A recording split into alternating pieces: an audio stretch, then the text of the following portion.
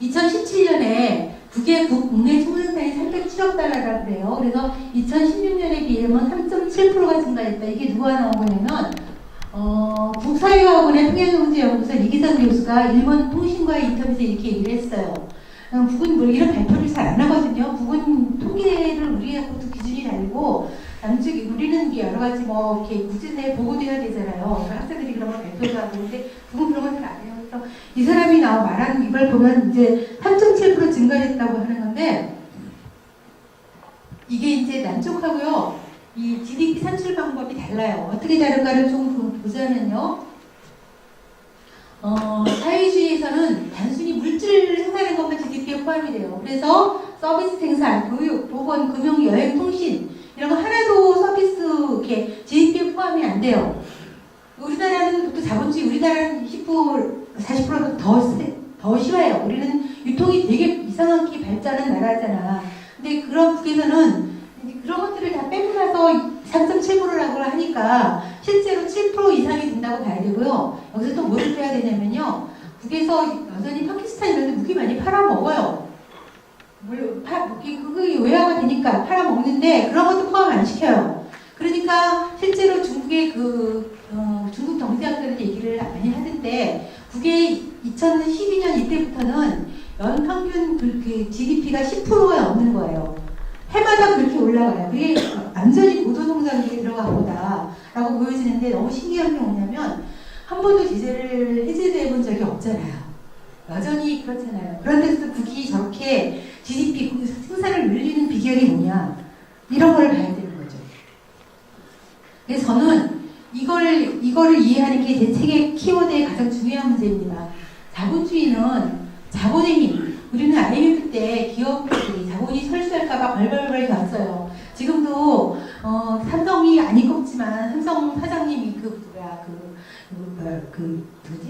삼성 이재용이 투자를 안 할까봐 정권이 그렇게 젖어들 수가 없잖아요. 그렇게 큰 죄를 졌는데도. 근데 이제 그런 것처럼 결국 이 사회를 움직이는 공장은 돈 있는 사람이 낼 수밖에 없다. 그러니까 자본가에 기본적으로 모두 더 주고 들어가게 돼 있어요. 근데 북은 어떠냐? 자본가가 못 들어오게 하잖아요. 아예 안 된다고 하잖아요. 그러면 거기는 뭐만 있냐면 사람밖에 없는 거예요. 사람의 힘으로, 근데 생각을 해보세요. 사람의 힘이라 우리들 개별이 공장 지을 수 있어요? 못 짓잖아요.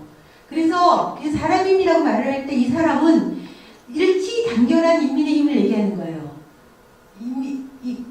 두 번째로는 북에서는 지금 주체 처리라 그래서 석탄을 수입하지 않고 북에서 많이 나는 그 석탄 그걸로 철을 만드는 걸 주체 처리를 개발을 했어요.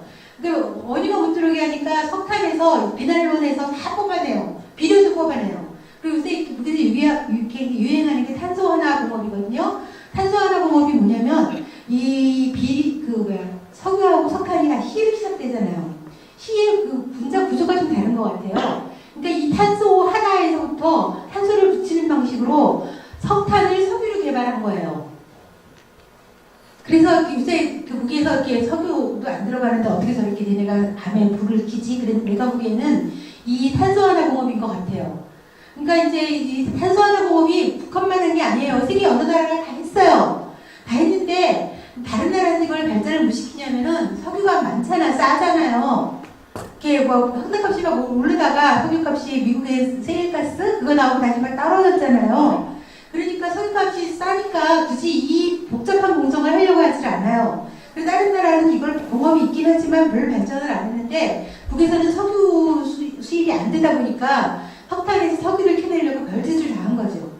그래서 이렇게 김진영 박사님 같은 경우도 그런 말씀 하시는데 우리가 북이랑 같이 해야 되는 이제 경제 협력 중에 이런 북의 기술이 있잖아요. 북의 석탄 무궁무진하잖아요. 이런 것들을 갖고 우리 자본을 내고 해서 이 석탄, 탄소 하나 공업을 연전시키면 우리도 석유를 수입하지 않을 수 있는 엄청난 힘이 생기는 거죠. 그러니까 이런 이제 과학기술의 힘. 그러니까 이제 제 책을 보시면 아시겠지만 북이 경제교육 어마어마하게 시키거든요. 학교에 들어가면 1등부터 꼴찌까지 성적표랑 얼굴이랑 쫙 붙여놨거든요. 공부 정말 악랄하게, 내가 보기엔 악랄하게 시키는데, 그런 것들이 특히 이제 과학인재 있잖아요. 자기네들 나라에서 아는 것, 그걸 갖고 이제 자기들 소비를 감당해야 되니까 이런 과학의 힘, 일치단결한 인민의 힘, 이런 것들이 이제 늘어나는 거죠. 그래서 이거를 북에서는 이제 어떻게 얘기를 하냐면은 인민정권을 강화하고 기능과 역할을 높여야 인민들 중에 권리와 활동을 원만히 보장하고 이렇게 집단주의 위력을 최대한 발휘할 수 있다라고 주장을 합니다. 그리고 그래서 3대 혁명을 하는데 그것이 3대 혁명이라는 것이 문화혁명, 그다음에 과학혁명, 기술혁명 이 세 가지를 갖고 혁명을 일으켜서 돌에서도 꽃을 피우고 인민이 원하면 별도 따오고 인공위성도 쏘고 택도 만들고 뭐 이런 식으로 자기네 나라는 자기네 나라에서 아는 거를 갖고 개발해서 우리 청소년들을 교육시켜서 그런 식으로 인재를 키우겠다라는 꿈을 갖고 그렇게 나라를 건설해요. 우리는 자본가들이 건설해야 한다고 한다면 북에서는 이렇게 사람들이 건설해요. 그래서 제가 책에 우리는 자본주의라고 말하면 사회주의라는 말보다는 북은 사람주의라는 말 이것이 적합한 것 같다. 어쨌든 우리는 자본임이라는 그쪽은 사람임 아니냐 이렇게 주장을 했는데 그걸 연합뉴스에서 저렇게 타이틀을 뽑아서 선전을 하는 바람에 제가 잠시 국정원에 내리러 오지 않을까 그리고 잠시 쫄았던 적이 있습니다. 집단주의 이걸 두 번째 챕터에서 제가 이제까지는 주로 북의 경제발전 동력, 노동자들의 삶이 우리랑 어떻게 다른가를 설명했다고 한다면 집단주의라는 것을 설명을 드리겠습니다. 이거는 우리한테는 참 생소한 개념이고 우리한테는 전체주의라고 이해되는 개념입니다. 이거를 풀어보자면 집단의 이익을 중심에 놓고 집단의 발전 속에서 개인의 발전과 이익을 결합시킨다라고 하는 게 북의 집단주의입니다. 그런데 이게 전체주의는 어떻게 되느냐? 전체주의는 우리가 딱 생각나는 게 하이틀러가 생각이 나죠. 또 박정희가 생각이 나죠. 여기 강조해서 그렇게 말하면 안 되나? 그런 독재자들이 인민의 이익을 외면하고 인민의 어떤 생활을 외면하고 자기의 어떤 이익을 그렇게 할 때 그럴 때 이렇게 전체주의라고 얘기를 하는데 전체 나라를 위하여라고 얘기하잖아요. 그 사람들이 얘기하는 것은 집단주의가 아니라 전체주의라고 저는 생각을 합니다. 여기에 반대되는 말은 뭐냐면 정반대되는 말은 개인주의죠. 개인주의는 위에 거를 꼭 거꾸로 놓으면 됩니다. 개인의 이익을 중심에 놓고 집단의 이익을 내 개인의 이익에 종속시킨다. 그러니까 여기서는 권력 있는 사람은 비리를 발생하게 되는 거죠. 모든 국가가 다 내 거야 이렇게 되는 거죠. 어떻게 하면 빼먹을까? 왜냐면 내 개인의 이익이 더 중요하니까. 그러니까 우리는 개인주의라는 건 다 싫어해요. 우리는 분들 개인주의라 그러면 다 싫어하겠지만 집단주의로 하자 그러면 전체주의 같아. 그래서 생각하는 게 뭐냐면 세 번째 우리한테 제일 익숙한 말이 공동체주의는 좋은 것 같아. 이렇게 얘기를 해요. 공동체주의 이렇게 생협 이런 데서 많이 하잖아요. 근데 공동체주의의 문제점은 뭐냐면은 집단의 이익이 먼저냐 개인의 이익이 먼저냐 말을 하지 않아요. 그러니까 그러면 공동체주의는 뭐냐 개인의 이익을 다 합쳐진 공통의 이익이 있잖아요. 그거에 한해서 같이 하는 거. 개인주의 플러스 알파를 같이 나누는 거예요. 그죠? 개인 합쳐갖고 10이 됐으면 그걸 같이 나누는 거. 이게 공동체주의예요. 그러니까 어떻게 보면 공동체주의랑 개인주의는 본질적으로 다르지 않아요. 근데 집단주의라는 이거는 집단주의는 집단의 이익을 명확하게 먼저 놓고 나라가 발전해야 나도 발전한다 라고 믿는 것. 또 내가 나라의 발전에 어떻게 복무해야 애를 쓸 때 나도 발전한다. 그러니까 이제 북에서 제일 잘 나가는 청소년들한테 당의 희망이 뭐냐고 물어보면 이과 대학을 가는 거예요. 북이 왜냐하면 과학, 인재 워낙 얘기하니까 북에 쓸모있는 일감이 돼야지 나도 좀 잘 나갈 거 아닙니까? 그런 사고방식. 이게 종이장 한 장 듣지만 그런 차이가 있는 거죠. 근데 우리가 이제 식민지들을 생각해보면요. 나라 잃은 개는 상같이 개만도 못하다? 나라 잃은 백성은? 이렇게 얘기를 하는데 그런 걸 생각해보면 나라의 발전이 먼저다라는 게 명확해지는데 우리가 평상시에는 그렇게 생각하지 못하다 보니까 이게 나라의 발전을 먼저 생각해 그러면 그거는 옛날에 히틀러가 한 얘기인가 보다 이렇게 생각을 하죠. 실제로 이렇게 이성자가 얘기하는 독재자가 얘기하는 나라와 우리 서민들이 생각하는 나라가 다르기 때문이죠. 그렇긴 하지만 사실은 우리한테도 애국심은 다 본질적으로 있는 거잖아요. 북에서는 이거를 집단주의라고 얘기를 합니다. 이거를 이해한다는 것은 굉장히 어렵습니다. 그래서 북에서 이 집단주의를 표어로 만드는 게 하나는 전체를 위하여 전체는 하나를 위하여. 이게 너무 실제 생활화되어 있습니다. 뭐냐면 장애인 있잖아요. 장애인. 우리는 장애인 너무나 이렇게 선대받아요. 그러지 말아야 된다는 개인적인 양심이 있지만 제도적으로 이걸 보장을 안 해주니까 그 사람들은 일할 곳이 없잖아요. 먹고 살 방법이 없잖아요. 우리는 가슴이 아프지만 그렇다고 그 사람들을 거시 취급할 수도 없고 어디에 딱 하나로만 보는데 그게는 장애인들에 위한 공장이 있어요. 그 사람들이 일할 수 있는 공장이 기여주거든요. 그러니까 뭐냐면 가장 장애인한테 서러운 게 뭐냐면 똑같은 인간다운 권리를 보장을 받는 거고 그것은 일할 권리를 보장을 받는 거다라고 생각하기 때문에 이런 장애인들을 위한 대책, 그 다음에 고아원들을 위한 대책 이런 어떤 것들이 되게 잘 되어 있는 편이에요. 그런 점에서 우리는 모든 것을 개인의 능력, 금수저냐 흑수저냐 이런 것에 따라 결정짓는 거에 비해서 혹은 이런 사회보장에 대해서 되게 잘 돼 있고 그런 것들이 소외된 사람일수록 어려운 사람일수록 이렇게 국가가 함께 책임지고 간다라는 어떤 그 북의 어떤 집단주의 기치 이런 것들 속에서 나타나는 것 같습니다.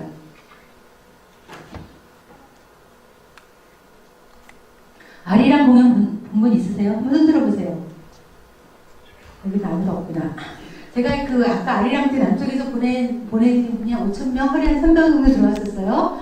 근데 이거 아리랑 올해는 이걸 빛나는 조국이라고 10만이 참여하는 대집단 체조. 이게 들어보셨죠? 그러면 여기 있는 게 이게 뭔지 아세요? 네, 카드 섹션. 북에서는 배경대라고 얘기를 합니다.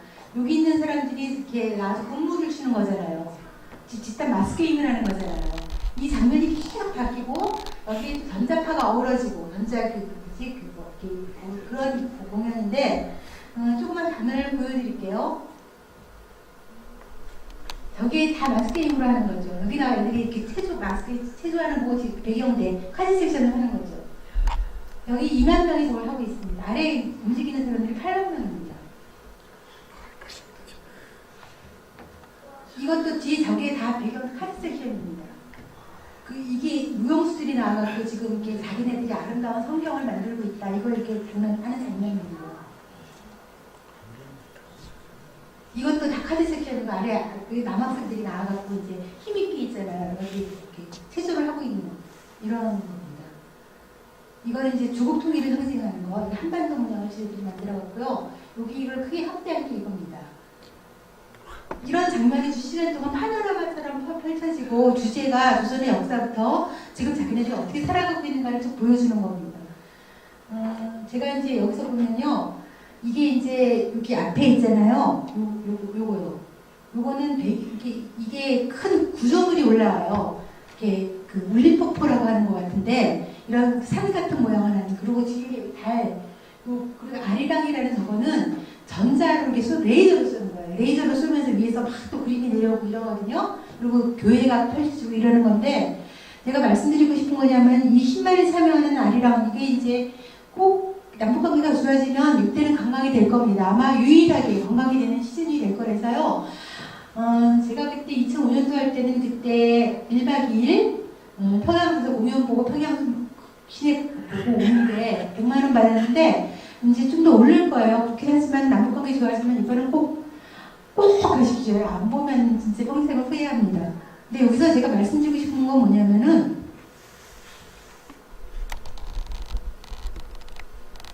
이 아리랑 글씨체 있잖아요. 이거 누가 썼는가? 저 글씨체를 쓴 사람이 있거든요. 누가 썼는가 하면은 신의주 유치원의 4살짜리 애가 쓴 거예요. 5살짜리 애가 쓴 거예요. 그러니까 그 유튜브에 찾아보세요. 봄양 유치원이라는 봄이오는 애들 유치원 그게 다른 게 있어요. 근데 그게 뭐냐면 거기 이제 어느 선생님이 유치원에 가면서 시작되는 일인데 자기 어렸을 때 북글씨 쓰는 게 꿈이었어. 근데 엄마가 그거는 전망이 없다고 너는 이제 그런 거 하지 말라고 그래갖고 애가 꿈을 접고 이제 선생님이 됐거든요. 근데 자기 유치원에 오면서 자기 꿈은 그 자기 같은 애가 있을 것 같아서 북글씨 재간동이 신동을 만들어내는 게 꿈이었어요. 그래갖고 와갖고 유치원에서 막 애들을 보는데 자기가 보는 애들은 북글씨 재능이 있는 애들도 크질 않아. 그리고 자기는 여전히 애들이랑 걷더라. 근데 어떤 선생님은 그 반에는 무슨 서해 재간동이 있잖아요. 그림 재간동이 막 생겨나는 거예요. 그러니까 이 선생님이 열등감을 느껴갖고 원장한테가 상담을 해요. 나는 왜 그렇게 애들이 재능을 잘 몰라보는지 모르겠다고. 근데 그랬더니 원장 선생님이 이렇게 얘기를 해요. 그 애들의 꿈에 귀를 기울이라고. 애들이 꿈을 꾸고 있는데 그 꿈에 귀를 기울이고 애들이 무슨 꿈을 꾸고 있는가를 들어보라고. 그 꿈은 하나하나 말도 안 되고 하나하나 보잘 것 없지만 너가 그걸 들어주고 그걸 키워주고 그러면 그 꿈은 나라의 재능이 된다. 그런 얘기를 하거든요. 그래서 이제 선생님이 자기도 이제 그 옆에 선생님이랑 같이 애들이 어떤 데 관심을 갖고 있고 어떤 때 이렇게 뭘 싫어하고 이런 걸 보고 다니는 거야. 그러다 보니까 애들이 이만한 가능성이 보이는 거야. 그 아리랑 글씨를 쓰는 그 중에 한 명이었던 거예요. 근데 이제 걔 글씨를 가르쳐주기 위해서 저 글씨가 호랑이 기상, 제가 희미지 유치원에 갔을 때 그 아이가 쓴 그 원장님을 만났었어요. 만났었는데 그 얘기를 해주는데 선생님이 그때 아리랑이라는 글씨가 조선의 혼을 잡으려면 호랑이의 기상을 닮아야 된다 그래서 동물원에 가서 호랑이도 그려주고 막 이제 이런 과정을 통해서 애를 막 키우는 거야. 근데 그때 영화에서 그렇게 나오고 선생님이 나왔다 했던 얘기인데 너무 감동적인 게 뭐냐면은 우리나라에 5살짜리, 그러니까 서예를 잘 쓰는 사람이 없어서 5살짜리의 글씨를 저렇게 썼겠느냐고, 획기적인 작품에. 근데 그 서예 그 사연을 들은 그때 김정일 위원장이 그 얘기를 듣고 아리랑 글씨체를 제 거를 쓰라고 얘기를 했다는 거예요. 그걸 우리는 뭐 그냥 얘가 잘 썼으니까 그런가 보다. 그런 뜻이 아니라 국가 체계가 한 아이의 재능을 위해서 움직인다는 거예요. 얘를 키워주려고. 그러다 보니까 우리는 수천 명의 대관동이가 천재로 자라납니다. 이런 국가적인 보살핌 속에서. 그런 얘기를 들으면 조금 감이 오는 것 같죠. 전체는 하나를 위하여, 하나는 전체를 위하여가 얘네들은 그런 말을, 그런 뜻을 쓰고 있구나. 이렇게 집단주의라는 것 속에서 제가 제목을 이렇게 뽑았는데 이런 집단주의와 개성, 창조성 이런 것들은 우리는 집단주의 그러면 강제성 생각하고 인권 그러면 없는 걸로 생각하고 그렇지만 하나하나의 이렇게 인권을 키워주고 그 힘으로 집단을 모은다 이렇게 생각을 하는 것 같아요. 그래서 그때 제가 아리랑 그때 여러 화백이 그려주셨는데 보고 나서 어때요? 그럼 사람들이 반응이 두 가지예요. 하나는 야 어떻게 10만 명이 저런 걸 만들어내냐 정말 기가 차다 꼭 대단하다 이렇게 느끼는 반면에 아 애들이 인권은 뭐가 되냐 이게 인권 말살이다 이런 얘기들을 걱정들을 막 해요. 근데 애들의 인권 걱정은요 그 사람들도 해요. 그 사람들이라고 뭐 당연히 했나 그렇게 생각하지 않아요. 날씨가 흐리면 비가 올까봐 그러면 땅이 젖잖아요. 근데 수만 명이 외국 손님들이랑 왔는데 구경 안 할 수는 없잖아요. 그러니까 이제 비가 오지 않기를 알고 빌지만 우리가 그때 있을 때 그 어른들이 제일 걱정하는 거는 애들이 그 풀밭에서 공부를 해야 되는데 마스크 임하고 이럴 때 그러고 감기 든다고 막 걱정들을 해요. 그런 것처럼 걔네들이 한꺼번에 모여 훈련하는 게 아니잖아. 지역별로 학교별로 이렇게 연습하는 거잖아요. 그러면 자기들 나름대로 우리가 이렇게 자랑스러운 우리 조국의 모습을 국제사회에 보여줄 수도 있고 또 그들은 그러면서 오줌 내려오는 것도 참기도 하고 또 그게 뭐 이렇게 10만 명이나 되면 화장실이 문제겠지만 학교에서 하는 건데 그게 큰 문제는 아닐 거 아닙니까? 그런 점에서 집단적인 훈련을 하고 집단적인 힘을 서로 과시하는 어렸을 때부터의 이런 자기네들의 성장 과정이라고 생각을 해야 되는데 우리는 이거 엄청난 걸 보면서 느끼는 게 뭐 인권 문제 저는 그래서 그때는 뭘 할 말이 좀 없었습니다. 요 얘기를 제가 더 해드릴게요. 제가 이제 그 평양에 홍우유를 보내고 나서요. 홍우유를 보내면 타가수로 유치원으로 보내잖아요. 김성숙 타가수를 가기로 했었어요. 근데 그날 이제 우리는 평양 가면 핸드폰을 이렇게 다 이렇게 보관해놔야 되잖아요. 핸드폰도 없지 뭐. 근데 서울 가는 줄도 몰라요. 낮에 뭐 어니강 갔다가 뭐 어디 갔다가 뭐 기분이 쫙 하고 다니는데 그날은 토요일인지 뭔지 알게 오니까 이제 토요일 원래 오후에 이렇게 타가소 일정이 있었어요. 근데 우리가 너무 잘 놀다 보니까 이게 5시가 넘어진 거야. 그래갖고 겨울이었는데요. 거의 깜깜해졌어요.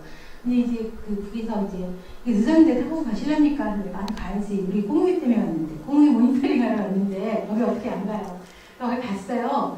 그때 가서 이제 애들 거기 가면 애들 공부하는 거 좀 보여주고 맨 마지막 공연을 보여줘요. 근데 공연을 보여주는데 이제 그 머리에 가면을 쓴 애들이 나와서 노래를 부르라고 하는데 뭐 애들이 개 고양이 뭐 있잖아요. 뭐 이런 걸 막 닭 머리를 쓰고 그대로 뭐 나는 야옹 야옹 야옹 그리고 막 대롱을 부려요. 근데 돼지 머리카락을 쓰네요. 어떤 것 같아요. 제가 이제 자기 차례가 됐는데 노래를 안 부르고 나와갖고 우리를 노려보는 거야. 한 명 한 명 다 꼬나보고 오늘 5살짜리 애가.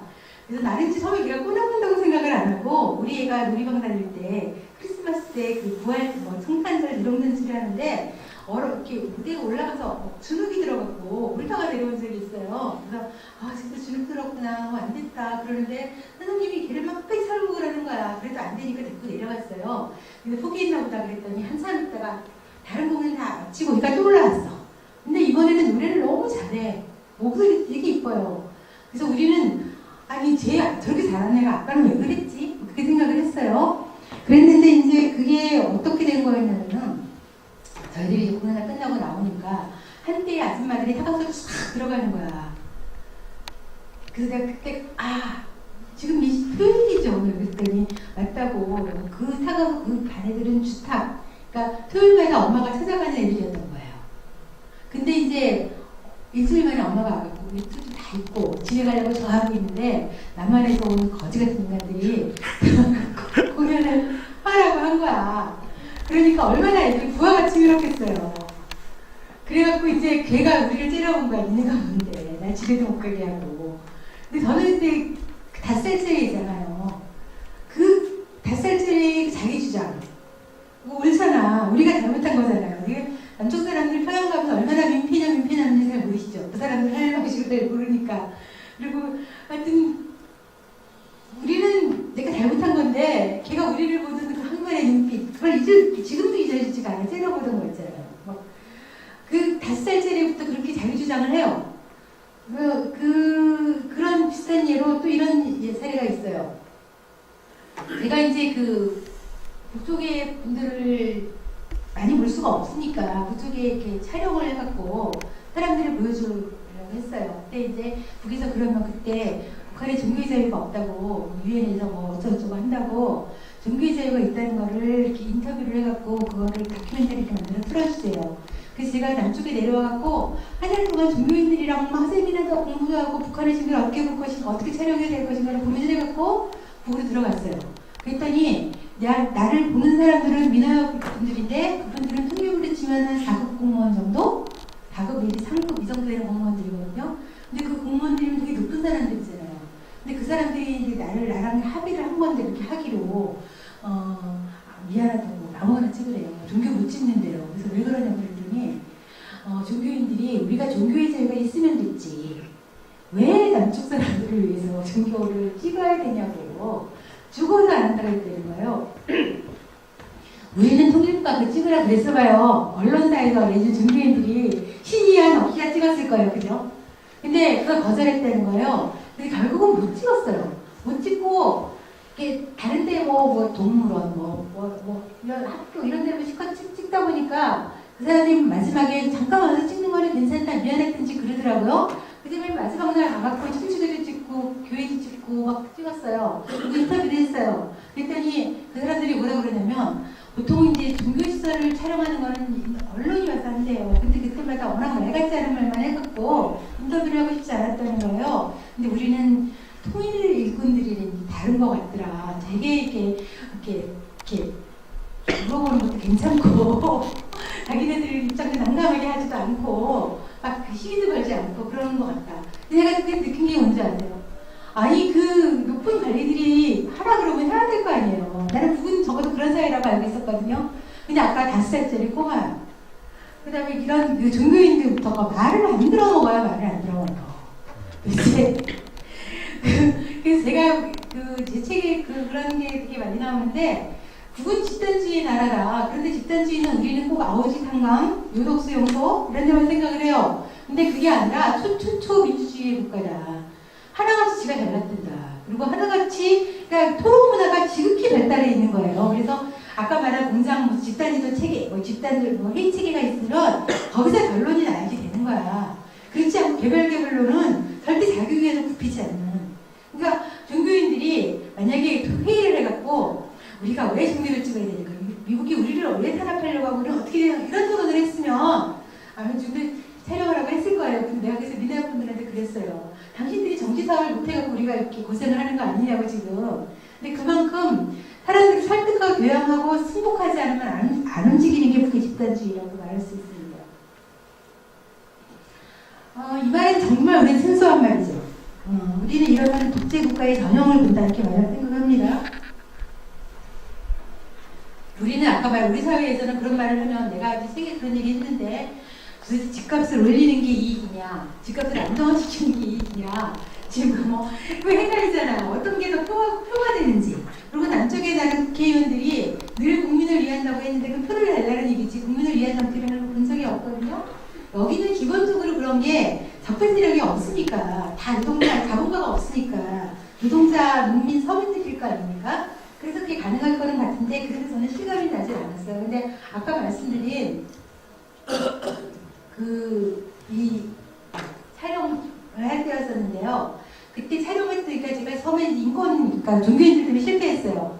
이렇게 하면 안 되겠구나. 그러면 어떤 주제를 갖고 해야 되겠구나 싶어갖고 요리 프로그램을 찍자고 얘기를 했어요. 요리가 제일 대중적이었던. 지금은 워낙 먹방이 많으니까 지금은 인기가 좀 없는데 그때만 해도 향토 맡기에 그러면 이제 백두산이건 어떤 시골이건 돌아다니면서 거기서 애들이 이렇게 이렇게 학교 땡땡이 치고 물고기 잡는 것도 찍고 그리고 동네 아줌마들이 너 땡땡이 치고 학교 안 가냐? 그럼 내 학교 가요. 그런 것도 나와요. 그리고 이렇게 꽁소리 하느라고 입이 새까맣게 탄 것도 나와요. 그리고 집에서 그걸로 이제 만약에 매운탕 끓여먹고 이런 것도 나오는 그런 걸 찍어서 남쪽한테 보여주면 그쪽에 시골의 주민들은 어떻게 살고 있는지 그런 걸 좀 전달해 줄 것 같아서 그걸 하기로 했었어요.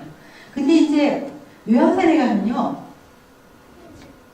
묘양산에 산나물이 되게 유명한데 산나물 중에서도 저는 특히 좋아하는 게 돌버섯 요리라고 있어요. 돌버섯, 서기버섯이에요. 바위에서 나는 아주 얇은 버섯인데 그게 굉장히 맛있어요. 저도 그걸 갖고 와서 집에서 요리를 하려고 했는데 돌이 너무 많아서 할 수가 없더라고요. 그래서 그거를 다큐멘터리로 찍자. 그래갖고 이제 어떻게 찍으면 되냐 그랬더니 그 돌버섯을 캐는 사람들은 묘양산 산속에 들어가서 한 보름 한 달 안 나온대요. 바위팀에 매달려서 그거를 딴다는 거예요. 꼭 10마리 깊은 산 속에 바위팀에 나는 거기 때문에 매달려서 그걸 딴대요. 그래서 우리가 들어갈 수가 없대요. 그래서 이제 우리가 그쪽에 기사한테, PD한테 찍어갖고 와, 인터뷰해갖고 와. 그래서 다음에 이제 요리하는 것만 우리가 찍게 이렇게 얘기를 했어요. 그래갖고 이제 한 달에 들어갔단 말이에요. 들어가고 그 사람 인터뷰했냐고 물어보니까 만났대요. 묘양산에 들어가서 그 사람을 찾았대요. 찾는데 그 사람을 인터뷰를 거부했다는 거예요. 또 그건 정말 말을 안 들어요. 그래서 제가 생각하기에 왜 그 돌버섯 인터뷰를 해야 사람들이 요리가 비싸지고 귀한 줄 알고 남쪽에서는 귀한 식재료 갖고 해야지 소문이 나면 막 어구어구 먹으려고 온다. 그랬더니 저 사람이 저렇게 바위에 매달려갖고 루프로 닦고 높은 바위에서 저걸 캔다는 거예요. 근데 자기가 그걸 캐는 이유는 인민들이 맛있게 먹는 거 그게 자기가 캐는 이유라는 거야. 근데 저 장면을 보면 내가 캔 돌버섯을 먹을 수 있겠냐고. 그러니까 인터뷰를 안 하겠다는 거야. 그게 이해가 잘 됩니까? 내가 당신 응거해야 되잖아. 그런 말도 할 수가 없는 거야. 이거 뭐지? 아니 우리는 왜 이런 생각을 안 해? 우리는 그렇게 생각하는 게 이해가 안 되잖아. 그래서 촬영을 못했다는 거야. 저는 그때 그런 생각을 했어요. 도대체 이해가 안 돼갖고 생각을 하다 보니까 만약에 내 늙으신 어머니나 아버지나 누이나 누가 이걸 폈다고 하면 내가 먹을 수 있을까 생각을 해보니까 못 먹겠더라고요. 캐지 말라고 그러겠더라고요. 근데 그때 처음으로 전체 이민이 화목한 대가정이라는 말이 거짓말이 아니구나. 이 사람들은 진짜 그렇게 살고 있구나. 그렇게 느꼈어요. 지금도 저는 저기에서 잘 이렇게 소화가 잘 안 돼요. 나는 안 그런데 왜 거기는 저럴까?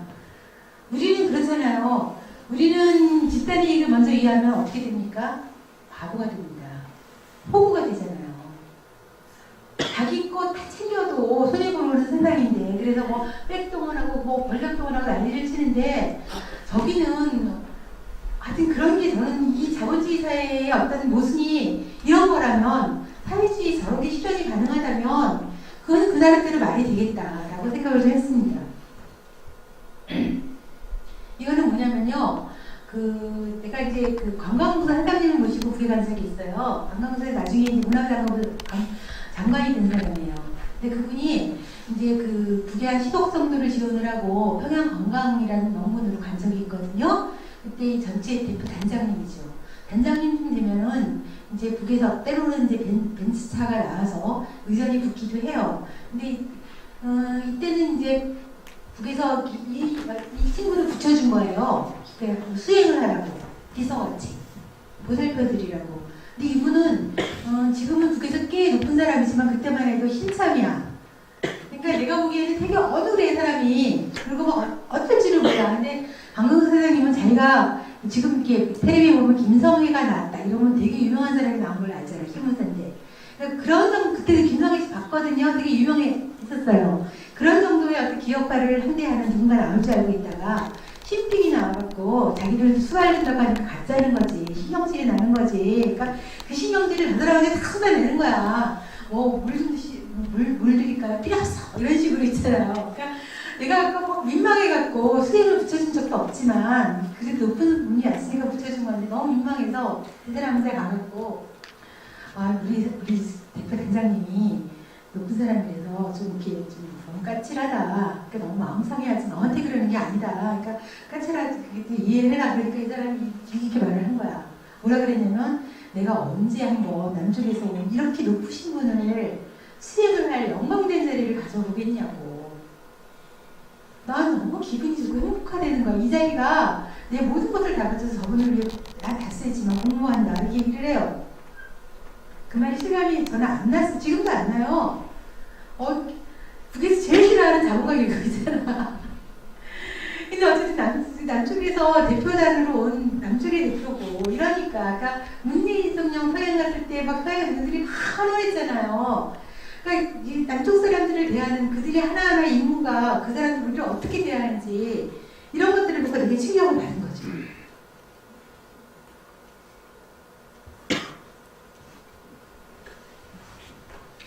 마지막으로 이제 그 주제로 들어가서요. 가장 궁금해하시는 수령세에 대한 설명을 좀 하겠습니다. 너무 이게 이 분야에 대한 오해가 제일 심각해서요. 사람들이 수령은 당과 대중을 떠난 초월적인 존재라고 알고 있습니다. 이게 아닙니다. 북에서 말하는 수령은 이런 겁니다. 수령과 당 속에 수령이 있고 인민 속에 당이 있습니다.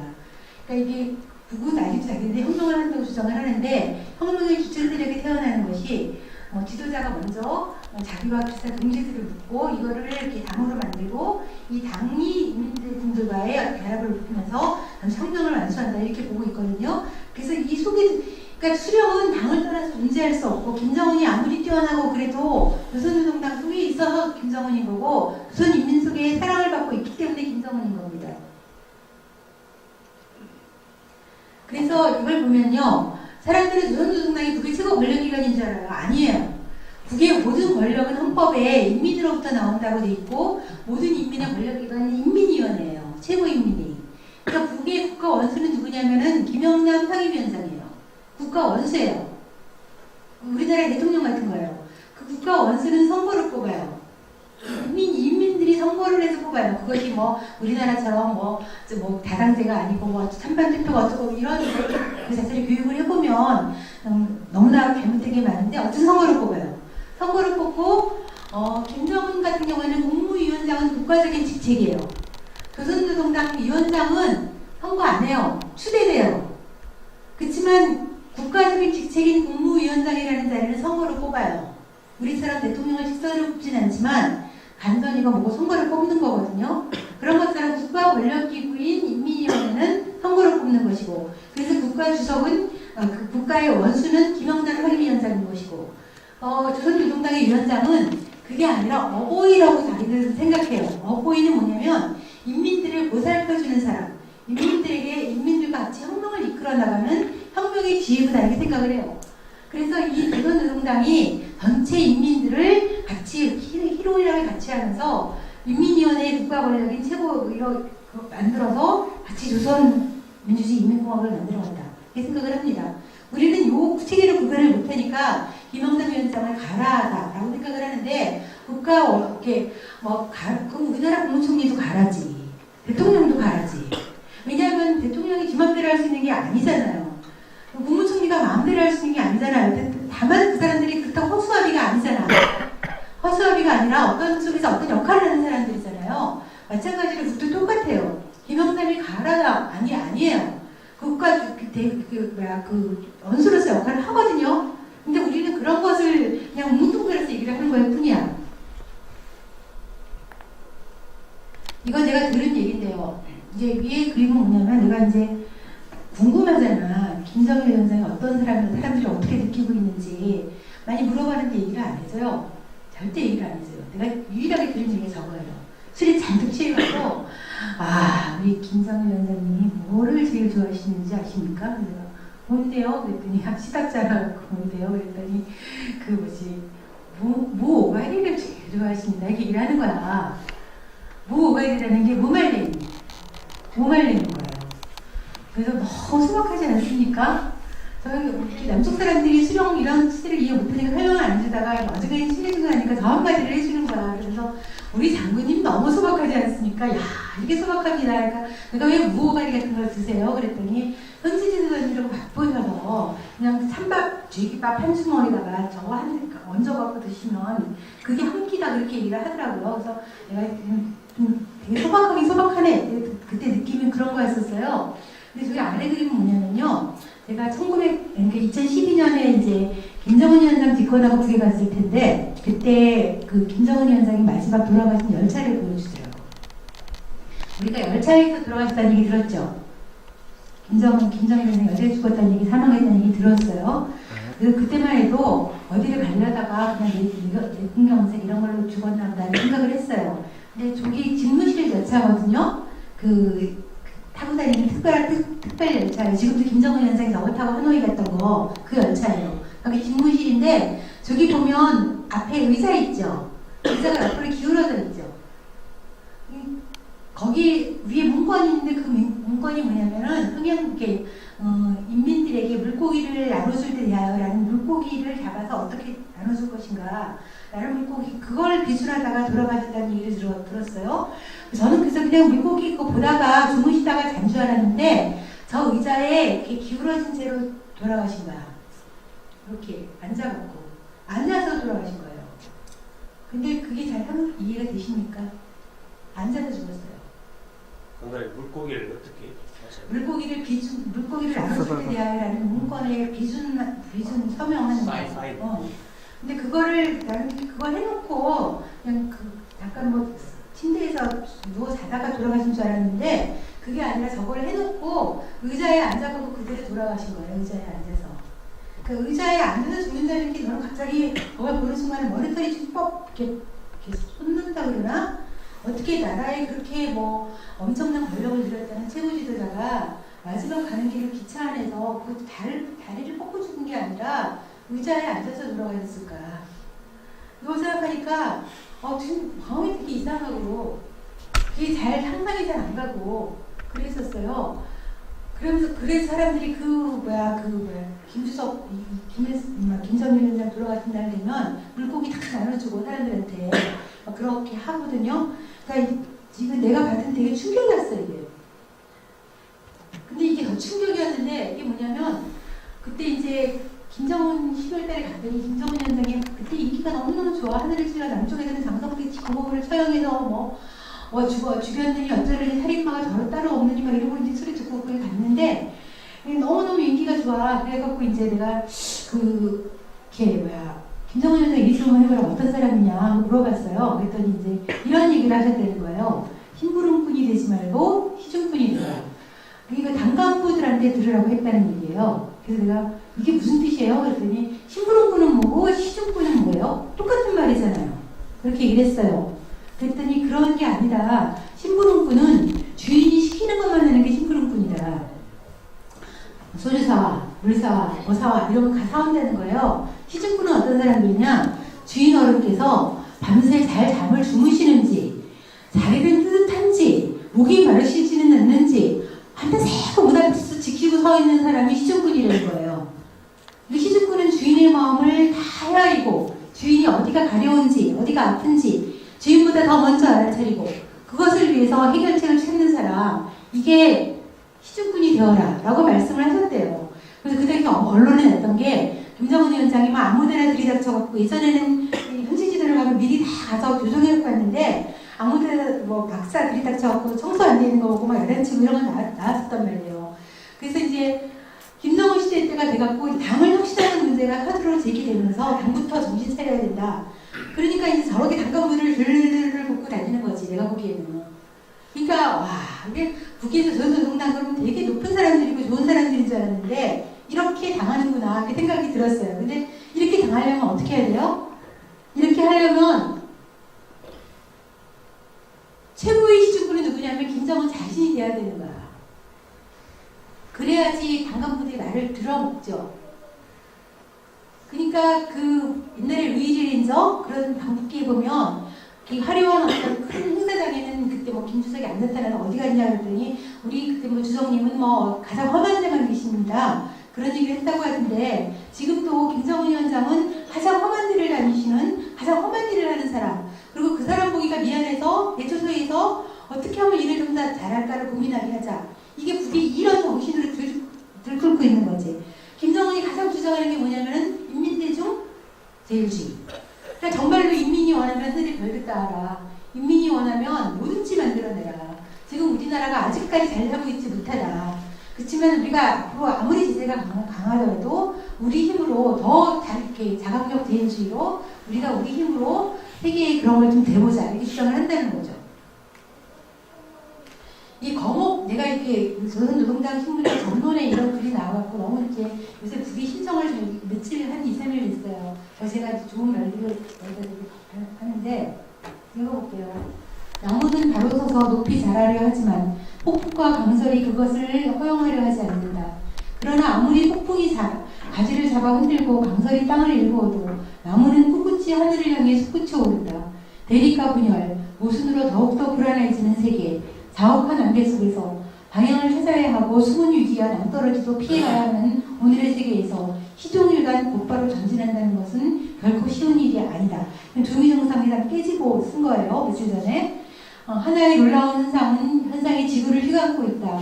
유례가 없는 시련 속에서 그 모든 것을 슬기롭게 다스리며 형세를 주동적으로 조정해 나가는 조선의 힘에 세계가 충격을 받고 있다. 현 시점에서 우선 그 이름 자체가 커다란 에너지를 발생한다. 그러니까 오늘 아침에 제가 보도를 봤는데 어저께 그 연락사무소 철수했다 그랬잖아요.